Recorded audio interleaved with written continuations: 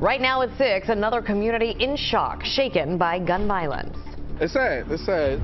Dozens of shell casings litter the street after the latest mass shooting near a SEPTA bus stop. To see the kids running and screaming and bleeding, it was like a little mini war zone. 8 students shot in the chaos, and the shooters are still on the loose right now. We need people to see that, be as angry as everyone else is, and let us know who did this so we could end this rather quickly. Now, fed-up leaders say it's time for change. Enough is enough.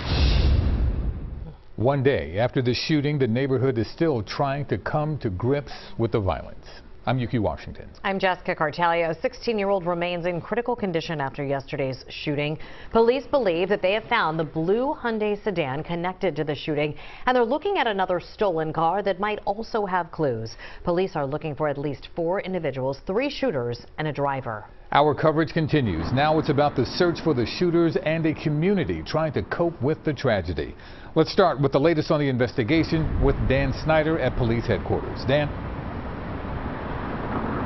Yuki, Jess, you mentioned it there. 3 shooters and a driver remain on the run tonight as police continue to investigate yesterday's mass shooting. Police did say doctors told them they were hopeful for that 16-year-old who was shot 9 times in this incident. But those same doctors say that teen is not out of the woods yet. We need people to see that, be as angry as everyone else is, and let us know who did this. A call from Philadelphia police Thursday as investigators continue to hunt a driver and 3 shooters who opened fire on a group of high school students in the Northeast. Investigators say the unnerving incident leading them to increase their presence around schools and bus stops.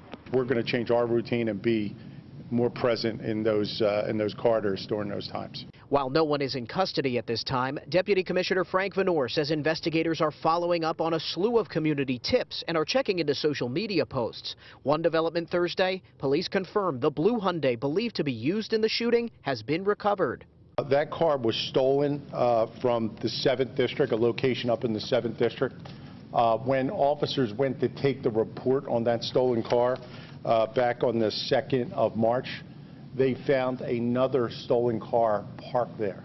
Both cars are now being processed as police look for any forensic evidence that can lead them to the shooters. Wednesday's shooting was the second in a violent week involving teenagers. The first, on Monday, left a 17-year-old dead and 2 teens injured near a bus stop in Ogons. These are individuals shooting at a crowd of kids. I mean, total between the 2 incidents, 11 kids were shot at.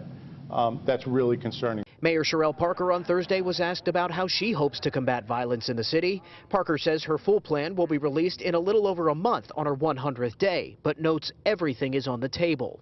I will not take any legal and constitutional tool away from our law enforcement to make our public health and safety our #1 priority. Now, there have been some questions as to whether yesterday's incident may be in some way tied to a deadly shooting on Monday in Ogons. Police say right now they are still looking into that. Jess? All right, Dan, thank you for that.